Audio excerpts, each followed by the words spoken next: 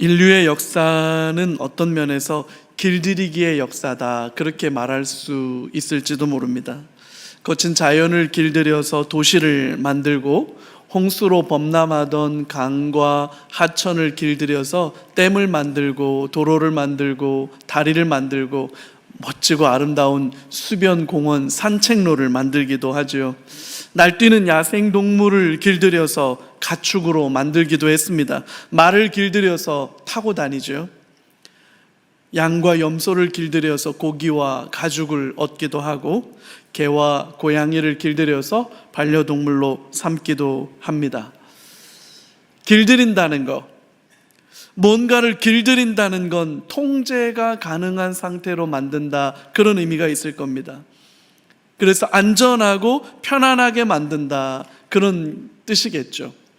만약에 야생에서라면 맞닥뜨리는 순간 죽음이겠지만, 길들여진 사자와 호랑이는 사람과 함께 서커스 공연을 하기도 하죠. 겉모습은 여전히 아찔할 만큼 무서운 맹수지만 사육하는 사람이 던져주는 고기를 받아먹는 동안 야생성은 사라지고 통제되기 시작하는 거죠. 안전해지고 편안해지기 시작하는 겁니다. 사자 본연의 위험과 호랑이 본연의 위험은 잃어버린 거죠. 어쩌면 오늘날 우리 교회의 모습도 이렇지 않을까라는 생각을 해봅니다. 세상은 끊임없이 교회와 성도들을 길들이려고 하죠. 신앙생활은 하되 적당히 하라는 겁니다. 헌신도 적당히 하고 섬김도 적당히 하고 무리를 일으키지만 않으면, 논란과 분쟁을 일으키지만 않으면 여러분들이 편안하고 안전한 신앙생활을 할 수 있도록 보장을 해줄 테니까 적당히만 하라는 겁니다. 적당히. 근데 여러분, 오늘 본문을 가만히 보면 이제 막 시작된 교회는 그런 모습이 아니었습니다. 세상에 길들여지지 않는 야성으로 가득 차 있지요. 교회 때문에 세상이 시끄러웠어요. 하여튼 예수 믿는 사람들 때문에 시끄럽고 혼란하고 아주 난리도 아니었습니다. 충격과 논란이 끊이지 않았습니다. 그 어떤 권력과 시스템으로도 교회를 묶어둘 수 없고 가두어둘 수 없었다고 본문이 말하고 있습니다. 적당히만 해라. 적당히. 오버하지 마라. 하여튼 너무 좀 빠져들지 말고 적당히 해라. 그러기만 하면 신앙생활은 보장해 주겠다. 많이 들어보는 이야기죠. 이렇게 길들여져 있는 우리의 모습들 혹시 아닌가? 오늘 이 본문의 말씀을 묵상하는 동안 좌우에 날선 검보다도 예리한 진리의 하나님의 말씀으로 교회의 본질, 저와 여러분들 안에 잃어버렸는지도 모르고 잠자고 있는지도 모르는 그 교회의 참된 본질이 다시 깨어나는 은혜가 있기를 기도합니다. 우리 잠깐 본문 앞에 한번 머리를 숙여보지요. 오늘 본문 속에 제일 먼저 만나게 되는 것은 계속해서 복음의 생명력과 교회의 영광과 교회의 아름다움이 선명하게 드러나고 있다는 거예요. 아나니아와 삽비라 사건을 통해서 하나님에 대한 합당한 두려움이 사람들 마음속에 찾아왔습니다. 우린 이걸 경외함이다, 이렇게 부른다고 그랬죠. 사도와 교회의 권위에 대해서 조금씩 깨닫기 시작한 겁니다. 베드로가 예전에 그 베드로가 아닙니다. 이제 막 시작돼서 형성되는 교회가, 또 사도가 얼마나 존귀한 자로 세워져 가고 있는지 사람들은 깨닫기 시작했습니다. 뿐만 아니라 교회 밖에 있는 위협보다 교회 안에 있는 위선과 탐욕이 더 큰 문제라는 것도 깨닫기 시작했습니다. 밖에서 위협하는 사람들을 향하여 책망하던 하나님의 모습과 안에서 교회를 위선과 탐욕으로 이끌어가던 사람들에 대한 하나님의 심판이 달랐습니다.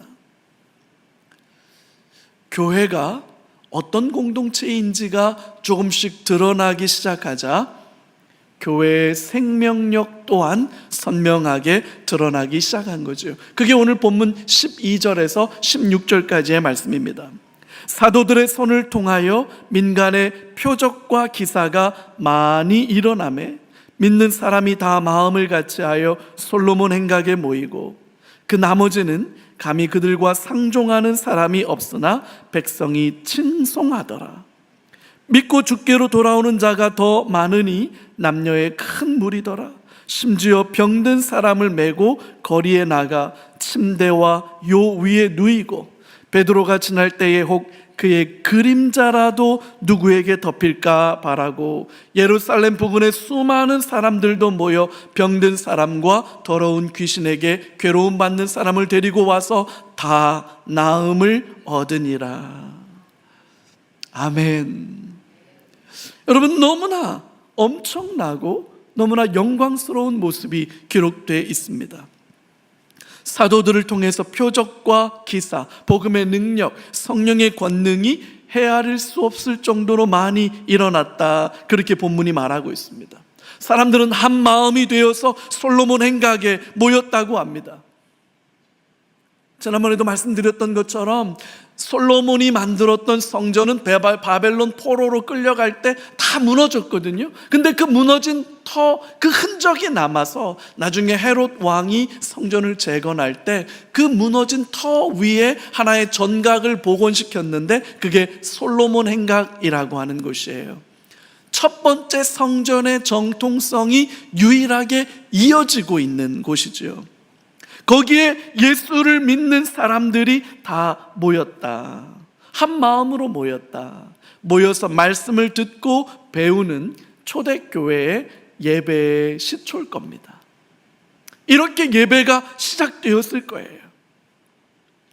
그러는 동안 여전히 교회에 대해서 호의적이지 않고 상종하려 들지도 않는 사람들도 있었다고 합니다. 예수 믿는 사람들을 다 좋아했던 건 아니에요. 상종하려 들지 않았다.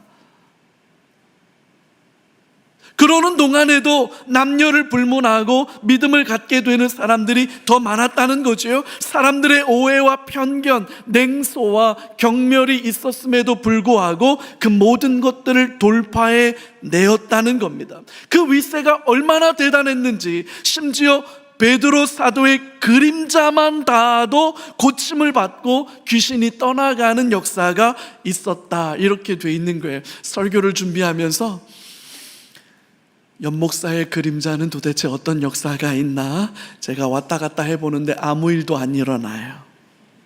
아무 일도 안 일어나요. 지나가던 개미도 꿈쩍 않고 그냥 지나가요. 아무 일도 안 일어나요. 아니, 여기 기록되어져 있는 이 복음의 역사와 이제 막 시작된 교회가 가졌던 이 영광스러움과 아름다움이 왜 오늘 우리에게서는 재현되지 않는 걸까? 이 복음의 말씀의 능력과 권능이 왜 오늘 우리에게서는 사라져버린 걸까? 그때 그들과 지금 우리 사이에는 도대체 무슨 차이가 있길래 오늘 우리에게서는 이런 영광스러운 모습을 잃어버린 걸까? 뭐가 문제일까요, 여러분? 뭐가 문제일까요?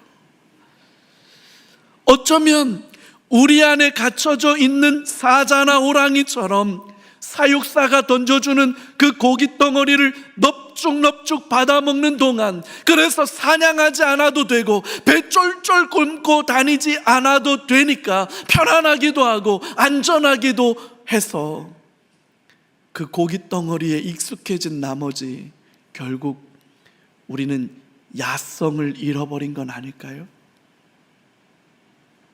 적당히 해라. 적당히 헌신하고 적당히 예배하고 적당히 믿음 생활만 하면 아무 문제 없다. 그러면 너희들의 편안하고 안전한 종교 생활을 얼마든지 보장해 줄 수 있으니까 적당히 해라 라고 하는 이 세상에 길들이는 방식에 우리는 길들여진 게 아닐까요? 본문에 기록되어져 있는 교회의 모습과 지금 우리 사이에는 뭐가 다르길래 이런 차이가 나타나는 걸까? 이 질문을 하지 않을 수가 없는 거죠. 오늘 본문에서 두 번째로 마주하게 되는 놀라운 사실은 가둘 수 없는 복음의 능력을 만나게 됩니다. 솔로몬 행각에 모여든 사람들, 예수, 십자가, 부활, 복음 공동체죠. 여러분, 이게 교회의 본질이에요. 예수, 십자가, 부활, 복음 공동체. 교회는 다른 거 이야기하지 마요. 예수 이야기하고 십자가 이야기하고 예수 부활 이야기하고 예수 생명 복음 이야기하면 된 거예요. 그게 본질이니까. 근데 성전 안에 들어와서 예수, 십자가, 부활, 복음을 말하는 걸 눈뜨고 지켜볼 수 없었던 사람들이 있습니다. 대제사장들, 사두개인들, 성전 책임자들이죠. 왜냐? 자신들의 기득권이 흔들린다고 봤기 때문이에요. 성전을 책임진 제사장이 자기의 기득권을 지켜내기 위해서 거기에 집중하고 있는 거죠. 차라리 하나님이 원하시는 게 뭘까? 이 일 속에 하나님이 나타내시고자 하시는 하나님의 뜻은 뭘까? 그걸 궁리하고 그걸 여쭙고 그걸 분별하고 그걸 위해서 기도했더라면 좋았을 텐데, 이 대제사장이라는 사람들, 서기관들, 바리새인들, 사두개인들, 성전 책임자들은 하나님의 뜻은 묻지도 않고 궁금해하지도 않아요. 그들은 자기들의 기득권만 관심 있어요. 전문 용어로 여기는 우리 나와바리라는 거죠. 나한테 허락도 안 받고 나한테 통제 받지도 않고 너희들 멋대로 와서 예수, 십자가, 부활, 복음을 말하는 거 안 된다는 거예요. 여러분, 타락한 부패한 종교 권력이 이 세상에서 가장 악한 겁니다. 교회가 타락하죠. 교회가 부패하죠. 여러분, 그건 개도 안 먹는 썩은 게 되는 거예요. 종교 권력이 타락하고 부패하는 것만큼 무섭고 끔찍한 게 따로 없습니다. 마귀도 한때는 하나님을 예배하던 천사였습니다. 히틀러도, 김일성도, 탈레반도, IS, 이슬람 스테이트라고 말하는 이슬람 원리주의에 따라서, 샤리아 율법에 따라서 이슬람이 통치하는 나라를 꿈꾼다라고 말했던 그 극단주의 이슬람 추종자들, 그 비뚤어진 신앙이 남긴 비극들은 끔찍하기 이를 데 없습니다. 사이비 종교 집단이 무서운 이유가 여기 있는 거지요. 성전 실권자들은 사도들을 잡아다가 감옥에 가두어 버렸습니다. 예수의 이름으로 말하지도 말고 가르치지도 말라고 엄하게 경고했음에도 불구하고 도무지 듣지도 않고 따르지도 않았기 때문이라는 거죠. 그래서 18절에서 오늘 20절 본문에 사단이 벌어졌습니다. 같이 한번 읽어볼까요? 18절, 사도들을 잡아다가 옥에 가두었더니 주의 사자가 밤에 옥문을 열고 끌어내어 이르되 가서 성전에 서서 이 생명의 말씀을 다 백성에게 말하라 하매. 얼른 읽는 바람에 여러분 뭘 읽었는지 좀 감이 안 오시죠? 여러분, 이거 지금 굉장히 신비하고 놀라운 일이 벌어졌어요. 이게 도대체 어찌된 일인지 가늠할 수도 없는 일이 벌어져 버렸습니다. 누군가는 교회와 성도를 감옥에 가두어 버리려고 하는 거예요. 동시에 누군가는 교회와 성도를 감옥에서 빼내고 복음을 전할 수 있도록 하고 있다는 거예요. 여러분 잘 보세요. 누군가는 감옥에 가두려 하고 누군가는 감옥에 가두지 못하도록 빼내려 하는데 이 두 세력이 충돌하고 있다는 거예요. 감옥에 가두어서 이들을 꼼짝 못하게 하려는 사람들과 그들을 빼내서 여전히 복음을 전하게 하려는 세력이 충돌하고 있다는 걸 보셔야 해요. 이 일의 결과가 어떻게 됐느냐, 21절부터 23절 그리고 25절의 말씀을 우리 다시 한번 더 보죠. 같이 읽어요. 그들이 듣고 새벽에 성전에 들어가서 가르치더니 대제사장과 그와 함께 있는 사람들이 와서 공회와 이스라엘 족속의 원로들을 다 모으고 사람을 옥에 보내어 사도들을 잡아오라 하니 부하들이 가서 옥에서 사도들을 보지 못하고 돌아와 이르되 우리가 보니 옥은 든든하게 잠기고 지키는 사람들이 문 안에 서 있으되 문을 열고 본즉 그 안에는 한 사람도 없더이다 하니 25절이에요. 사람이 와서 알리되 보소서 옥에 가두었던 사람들이 성전에 서서 백성을 가르치더이다 하니. 여러분 마치 이게 블랙 코미디 같은 일, 톰과 제리 같이 이거 뭐 아주 엎치락뒤치락하는 그런 일들이 벌어지고 있는 거예요. 어찌된 영문인지 도무지 알 수는 없는데 이렇게 돼 있습니다. 사도와 성도들을 잡아다가 감옥에다가 넣고 문을 든든히 잠그고 그 앞에 경비병들까지 세워서 지키게 했던 거예요. 근데 어느 순간 주의 사자가 와서 감옥에 들어있는 교회와 성도와 사도들을 끄집어내서 성전에 데려다가 놓고 성전 솔로몬 행각에 세웠던 거죠. 감옥의 문은 여전히 굳게 닫혀 있는 거예요. 경비병들은 여전히 지키고 있는 거예요. 근데 그 안에 사람들은 없었던 거예요. 완전 발칵 뒤집어진 거죠. 지금 우리가 보기에도 신기한 일인데 정작 당사자들은 이게 얼마나 당혹스럽고 놀라운 일이었을까? 도대체 뭐가 어떻게 되어가고 있는 거야 이게 지금? 아니 분명 잠갔습니다. 지켰습니다. 뭔 일이 있었냐? 아니요, 아무 일도 없었습니다. 우리는 그냥 편안하게 안전하게 지키고 있었습니다. 우리는 이 감옥 안에 사도와 성도들이 있다고 봤죠. 근데 어찌된 영문인지 사도와 성도들은 성전에 있었던 겁니다. 중요한 건 가두려는 자들, 복음을 말하지 못하게 막으려는 자들, 예수의 이름으로 도무지 말하지도 가르치지도 못하도록 강제하려는 자들의 시도가 결국은 실패했다는 거예요. 반면에 교회와 성도는 멈추지 않고 위축되지 않고 거침없이 담대하게 예수 십자가 부활 복음을 선포하고 있다는 거죠. 가두어 둘 수 없었다는 거예요. 교회와 성도의 입을 틀어 막을 수 없었다는 거예요. 길들여지지 않는, 여전히 살아서 역사하는 복음의 진짜 야성이 오늘 본문에 이렇게 선명하게 기록되어 있는 거죠. 자, 그러는 동안 사람보다 하나님께 순종하는 것이 마땅하다라고 하는 사도들의 선포가 또다시 반복됩니다.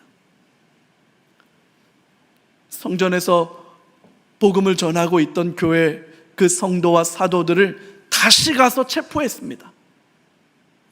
또 체포에다가 감옥에다가 넣어버렸어요. 그리고 나서 이제 제사장들과 서기관들과 모든 사람들을 다 모았습니다. 사내들인 공의회를 모았다는 뜻입니다. 그리고는 감옥에 있던 사도와 성도들을 다시 끄집어냈어요. 오늘 본문 28절입니다. 같이 한번 읽어봐요. 이르되 우리가 이 이름으로 사람을 가르치지 말라고 언금하였을 때 너희가 너희 가르침을 예루살렘에 가득하게 하니 이 사람의 피를 우리에게로 돌리고자 함이로다. 지금 대제사장이 신문하고 있는 내용인데, 우리가 이 사람으로 예수의 이름으로 사람들을 가르치지 말라고 언급하지 않았느냐? 근데 너희가 그 예수에 대한 가르침을 여전히 계속하는 바람에 예루살렘에 가득하게 되었다. 덕분에 이 사람의 피를 우리에게로 돌리는 일이 되는 거 아니냐. 문제 삼고 있는 건 두 가지 내용을 문제 삼고 있는 거죠. 첫 번째, 우리가 언급했지만, 절대로 하지 말라고 명령을 내렸지만 너희는 도무지 듣지 않았다는 겁니다. 여러분 잘 생각해 보죠. 산헤드린 공의회의 명령은 모든 이스라엘 사람들이 지키고 따라야 할 실제적인 법규였습니다. 산헤드린 공의회가 명령하면 여러분, 그건 모든 이스라엘 백성들은 지켜야 할 의무와 책임이 있는 거예요. 그건 당신들 생각이지 나는 생각이 다른데요? 라고 말하면서 내가 하고 싶은 대로 하면 안 돼요. 왜? 그렇게 했다가는 질서가 무너지고 사회가 혼란에 빠지기 때문이지요. 이건 상식이에요. 산헤드린 공의회가 명령하면 지켜야 하는 겁니다. 초대교회 성도들이 어디를 갈 때마다 저 사람들은 세상을 혼란하게 하는 사람들이야, 평안과 질서를 깨뜨리는 사람들이지 라고 비난을 들었던 이유가 바로 여기에 있습니다. 두 번째, 이걸 문제 삼는 거예요. 예수의 부활을 말하고 예수가 그리스도라고 가르치고 다닌다면 결국 예수를 십자가 죽음으로 내몰았던 자기들의 책임이 되는 일이고, 그 책임을 져야 한다고 사람들이 요구할 수도 있는 일이기 때문에 제사장과 사두개인들은 이 사건을 절대로 묵과할 수 없었던 겁니다. 당사자들 면전에 대놓고 그 사람들의 잘못을 지적하고 책임지라고 말하는 건 쉬운 일이 결코 아닙니다. 더군다나 그 상대가 힘과 권력을 가진 사람들이라면 더욱 그렇죠. 이런 일이 2번, 3번 반복되고 있다는 걸 여러분 아실 겁니다. 같은 일이 반복되니까 이번에는 본때를 보여줘야만 하겠구나 라고 단단하게 벼르고 있는 상황인데, 이런 상황을 너무나 잘 알고 있는 베드로와 사도들이 어떻게 반응하고 있는지 29절에서 32절까지의 말씀에 기록되어 있습니다. 같이 한번 읽어볼까요? 베드로와 사도들이 대답하여 이르되 사람보다 하나님께 순종하는 것이 마땅하니라. 너희가 나무에 달아 죽인 예수를 우리 조상의 하나님이 살리시고 이스라엘에게 회개함과 죄 사함을 주시려고 그를 오른손으로 높이사 임금과 구주로 삼으셨느니라. 우리는 이 일의 증인이요 하나님이 자기에게 순종하는 사람들에게 주신 성령도 그러하니라 하더라. 아멘. 사람보다 하나님께 순종하는 것이 마땅하다. 여러분 정말로 그렇게 믿으십니까? 사람에게 순종하고 사람의 질서를 따르는 것보다 하나님께 순종하고 하나님을 따르는 게 마땅하다. 여러분 정말로 그렇게 생각하십니까? 네, 여러분 한 번 더 생각해 보죠. 사람에게 순종하는 것보다 하나님에게 순종하는 게 마땅하다라고 하는 이 문장만 똑 떼어놓고 생각해 보면 이 대사는 대제사장들의 대사가 되는 게 더 자연스러울 거예요. 그렇지 않아요? 성전을 책임진, 하나님을 향한 예배를 책임진, 이스라엘 백성들의 순종하고 따라야 할 율법을 책임진 그들의 입에서 나와야 할 대사 아닙니까? 근데 그 대사를 지금 누가 하고 있어요?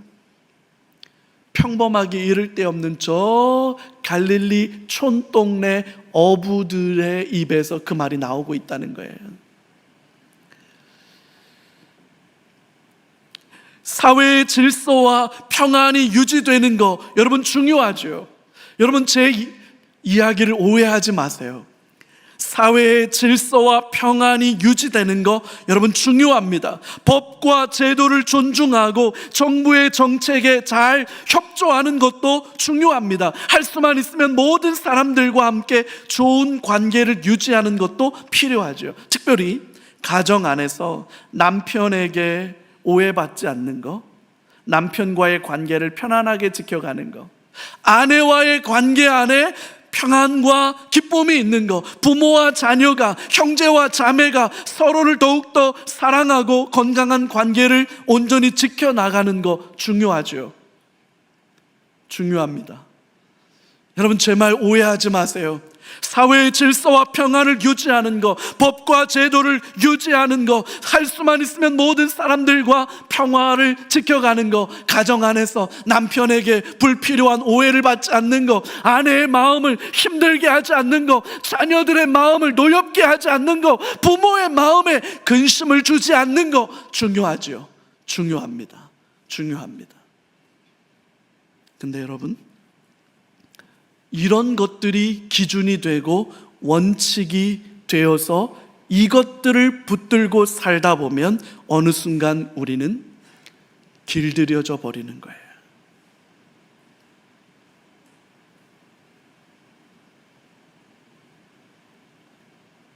세상의 법과 제도를 지키고 질서와 평안을 유지하는 것, 사람들로부터 오해와 편견 속에 빠지지 않고 그들로부터 좋은 관계를 유지하는 것, 무엇보다도 가정 안에서 내 관계들이 편안하고 안전하게 유지되는 것, 여러분 이거 중요한 거예요. 너무너무 중요한 거예요. 그러나 그것이 우리의 첫 번째 원칙이 되어버리면 우리는 결국 길들여져 버리고 말아요. 하나님을 놓쳐버리게 돼요. 마태복음 10장 34절에서 38절 말씀 한번 볼게요. 내가 너희에게 화평을 주러 온 줄로 생각하지 말라. 화평이 아니요 검을 주러 왔노라. 내가 온 것은 사람이 그 아버지와 딸이 그 어머니와 며느리가 시어머니와 불화하게 하려 함이니 사람의 원수가 자기 집안 식구리라. 아버지나 어머니를 나보다 더 사랑하는 자는 내게 합당하지 아니하고 아들이나 딸을 나보다 더 사랑하는 자도 내게 합당하지 아니하며 또 자기 십자가를 지고 나를 따르지 않는 자도 내게 합당하지 아니하니라.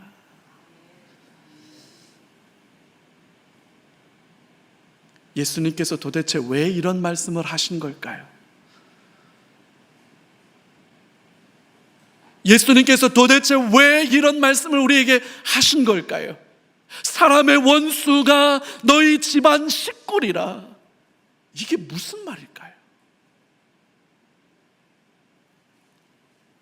사람보다 하나님께 순종하는 것이 마땅하니라. 사람의 말을 따르고 사람들과의 관계를 따르고 사람들이 모여 사는 이 세상의 질서와 법규와 그 규정들을 지켜가는 것이 너무나도 귀하고 소중하지만 여러분 그것은 우리에게 첫 번째 원칙은 아닙니다. 저와 여러분들이 붙들고 살아야 할 더 중요한 가치는 예수 십자가 부활 복음이죠. 그래서 이 말씀에 기대어서 종교개혁을 일으켰던 신앙의 선배들은 신앙 양심에 따라 불복종, 저항권이라는 신성한 권리를 주장했던 겁니다. 모든 것들을 다 양보한다고 해도 예수 십자가 부활 복음만큼은 포기할 수 없는 겁니다. 이제 막 시작된 교회의 복음에 대한 야성, 그건 꺾을 수도 없었고 길들일 수도 없었던 거죠. 이제 막 시작된 교회와 오늘 우리의 차이는 여기에 있는지도 모르겠어요. 우리는 사람들로부터 칭찬 듣는 교회, 사회로부터 인정받는 교회, 사람들과 웬만하면 편안하고 안정된 관계를 유지하는 교회, 가족 안에서도 믿지 않는 남편, 믿지 않는 아내, 믿지 않는 자녀, 믿지 않는 부모님에게 오해받지 않고 충분히 설득력 있는 신앙이라고 하는 함정에 빠져서 그것들에 대해서 눈치 보는 동안 우리는 교회와 신앙의 본질을 잃어버리고 있는 건 아닌가라는 거예요. 우린 길들여져 가고 있는 게 아닌가라는 거예요. 지금으로부터 한 2년 전쯤에 2023년 성탄절 무렵에 서부 아프리카에 가면 나이지리아라고 하는 큰 나라가 있습니다. 이 나이지리아라고 하는 나라는 기독교 신앙을 가지고 있는 사람들과 이슬람을 신봉하고 있는 사람들 사이에 끊임없이 내전이 벌어지고 있는 나라이기도 해요. 2년 전 성탄절 무렵에 우리에게 보코하람이라고 알려진, 보코하람 어디서 들어봤다 싶지 않으세요? 이 극단주의 이슬람 신봉자들인데 이 사람들 때문에 우리나라 상선이 납치가 돼서 해적이기도 한 그런 사람들이에요. 보코하람이라고 하는 이 무리가 성탄절 와중에 기독교 신앙을 가지고 있는 마을을 습격해서 무려 20개가 넘는 교회를 불태워버리고 그 사건으로 약 160명 이상의 성도들을 학살하는 끔찍한 일이 벌어졌습니다. 교회에 모여서 성탄절이라서 잔치 벌이고 예배하고 기쁨을 누리고 있는 교회에 불을 질러버린 거예요. 불을 질러버리니까 막 사람들이 뛰어나왔겠죠. 놀란 사람들이 뛰어나오면 뛰어나오는 대로 칼과 총으로 무참히 학살을 했던 거예요. 160명 이상의 사람들이 죽었어요. 너무나 끔찍한 일이 벌어졌는데 놀라운 건 그 다음이에요. 이 끔찍한 사건이 일어나고 첫 번째로 맞이하는 주일날 가족을 잃어버리고 함께 신앙생활하던 동역자를 잃어버린 슬픔과 공포가 너무나도 컸을 텐데 교회와 성도들은 도망가지 않고 그 잿더미가 된 교회 위에 모여서 그 주의 날 가족을 잃고 동역자를 잃은 슬픔 속에서도 하나님을 예배하고 하나님을 찬송하는 걸 멈추지 않았다는 거죠. 여러분, 그 사진이에요. 다음이요. 저렇게 폐허가 되었고 다음이요. 이게 미국의 언론에 보도되었던 사진 자료들입니다. 세상은 불지르고 목숨을 빼앗으면 교회가 끝날 줄 알았겠지만 교회와 성도는 불타버린 폐허 위에서도 얼마든지 예배할 수 있었죠. 가족을 잃어버린 슬픔을 하나님 그렇게 처참하게 살해된 그 아픔을 어떻게, 그 두려움을 무엇으로 설명할 수 있겠어요? 그러나 위축되지 않고 교회와 성도들은 모여서 하나님을 예배했던 거죠. 세상이 길들일 수 없는 복음의 야성이었던 거예요.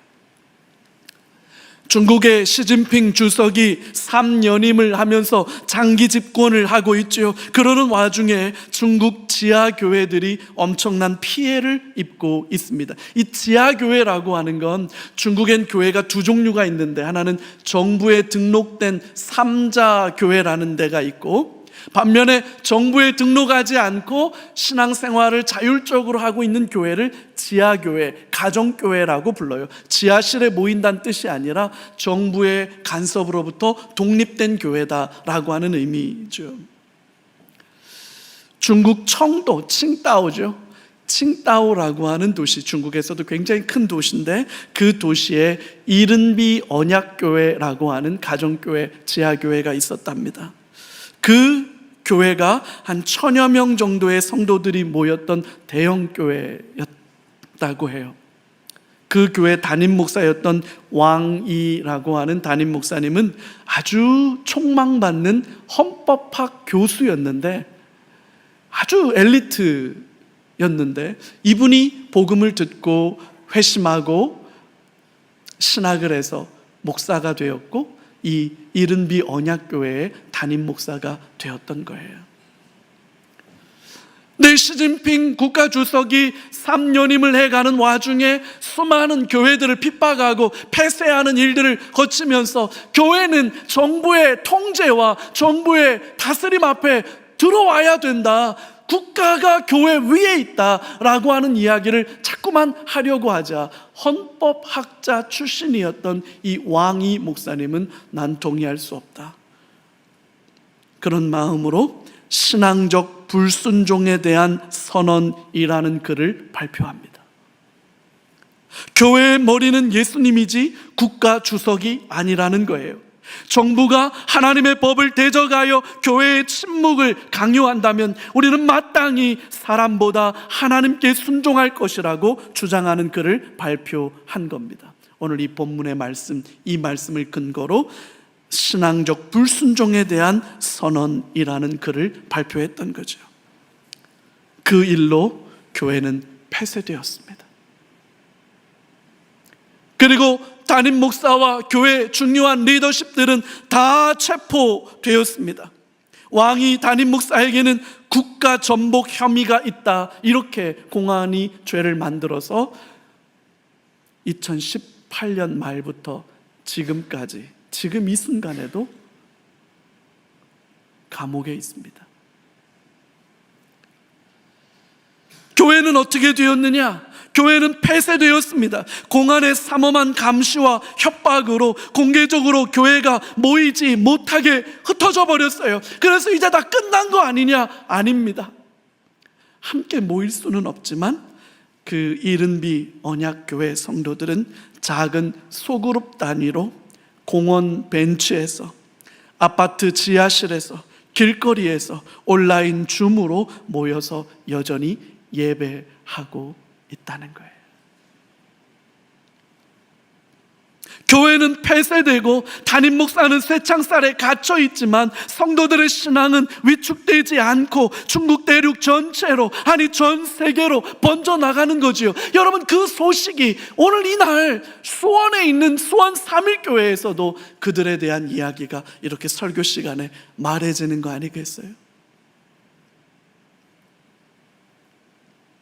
길들여지지 않는 복음의 야성이죠. 어쩌면 오늘 우리가 잃어버린, 다시 회복해야만 하는 교회의 진짜 생명력이 아닐까 생각합니다. 사육사가 던져주는 그 고기 덩어리를 넙죽넙죽 받아먹는 동안 우리는 사냥을 하지 않아도 되고, 굶주리지 않아도 되고, 편안하고 안락한 시설에서 잘 살아갈 수 있죠. 그러나 그건 길들여지는 거예요. 세상이 요구하는 적당히 해라, 적당히 헌신하고 적당히 섬기고 적당히 예배드리고 적당히 기도해라, 문제 일으키지 마라 라고 말할 때 우리는 사람에게 순종하는 것이 옳은지, 하나님의 말씀 앞에 순종하는 게 옳은지 분별하는 지혜가 필요합니다. 여러분, 그렇다고 무조건 결사반대 데모하라는 뜻이 아닙니다. 우리는 사회의 질서를 존중합니다. 우리는 법과 제도를 존중합니다. 우리는 정권에 가급적 협력하고 협조합니다. 아내를 사랑하고 남편을 사랑하고 자녀를, 부모를, 형제 자매를 할 수만 있으면 모든 사람들과 좋은 관계를 유지해 가야 합니다. 이것이 주님이 가르쳐 주신 말씀이기 때문입니다. 그러나 어느 순간 교회와 성도들이 예수, 십자가, 부활, 복음을 외치지 못하게 한다면 우리는 그건 따를 수 없습니다.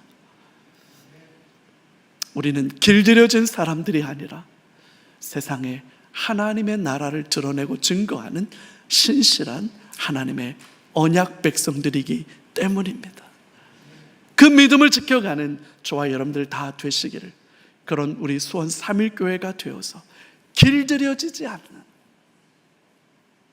세상이 말할 때 그냥 아무것도 분별하지 못하고 그냥 얼렁뚱땅 따라가 버리는 그런 공동체 되지 않고 살아있는, 생명력 있는 복음 공동체로 이 교회가 세워져 가기를 소망합니다.